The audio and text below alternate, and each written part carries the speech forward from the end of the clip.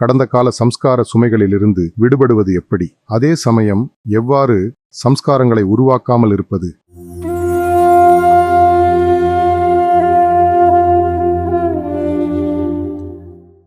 அனைவருக்கும் வணக்கம்.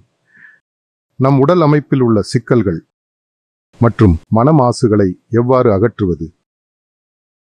நீங்கள் வேலை செய்கிறீர்களோ இல்லையோ, ஆனால் நீங்கள் கடந்து செல்லும் போது, ஒரு சந்தையின் வழியாக நடந்து செல்லும் போது, ஒரு கோவில் அல்லது ஒரு பூங்காவில் சென்று கொண்டிருக்கும் போது, அல்லது ஒரு வணிக வளாகத்தில் சுற்றி வரும்போது, அல்லது ஒரு இறுதிச் சடங்கு அல்லது ஒரு மருத்துவமனைக்கு செல்லும் போது, இந்த அனைத்து இடங்களிலும் நீங்கள் விரும்பினாலும் விரும்பாவிட்டாலும், எந்த தொடர்பும் இல்லாமல் இருந்தாலும் கூட, உங்கள் மனம் அங்குள்ள சூழலால் பாதிக்கப்படும். தெரிந்தோ தெரியாமலோ நாம் ஒரு பஞ்சு போல சுற்றுச்சூழலின் தாக்கங்களை உறிஞ்சிக் கொண்டு செல்கிறோம்.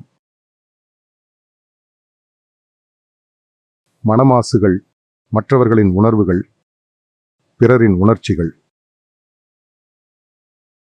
இவை அனைத்தையும் நாம் அறியாமலேயே பெற்றுக்கொள்கிறோம். இதை கற்பனை செய்து பாருங்கள். நமது நேரடி ஈடுபாட்டின் காரணமாகவும் பல விஷயங்கள் நடக்கின்றன. நீங்கள் ஒருவருடன் வாக்குவாதம் செய்கிறீர்கள் என்று வைத்துக் கொள்வோம். அதன் காரணமாக உங்கள் இதயமும் மனமும் எவ்வாறு பாதிக்கப்படுகின்றன? நாளுக்கு நாள் ஒரே மாதிரியான விஷயங்கள் ஒரே மாதிரியான நபர்களுடன் நடக்கும்போது, பிறகு ஓ இல்லை, ஏதோ தவறாக நடக்கிறது,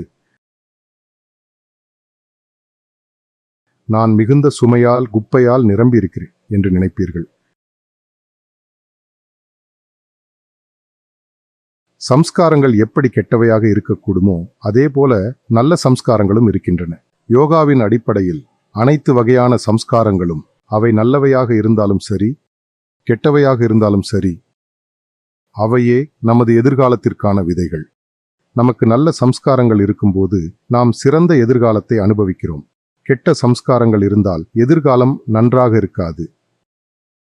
நல்லதும் கெட்டதும் கலந்திருந்தால் அதற்கேற்ப எதிர்காலத்தில் நம் வாழ்க்கை பரிணாம வளர்ச்சி அடையும்.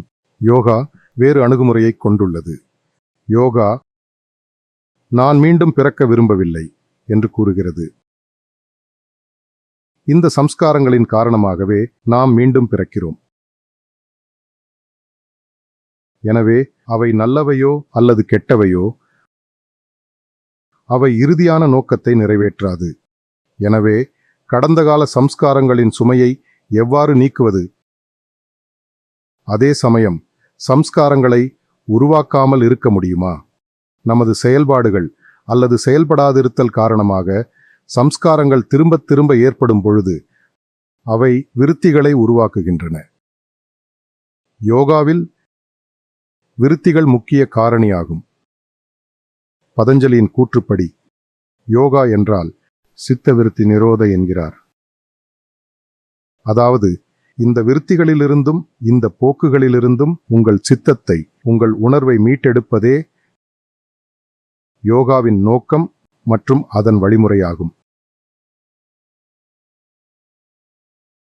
இப்போது தியானத்தில், குறிப்பாக ஹார்ட்ஃபுல்னஸ் வழிமுறையின் சுத்திகரிப்பின் மூலம் நாம் மெதுமெதுவாக எந்த அளவுக்கு நம்மால் சம்ஸ்காரங்கள் இல்லாததை தாங்கிக் கொள்ள முடிகிறதோ அந்த அளவுக்கு நம் இதயம் திருப்தி அடையும் வரை இந்த செயல்முறையை நாம் மேற்கொள்கிறோம்.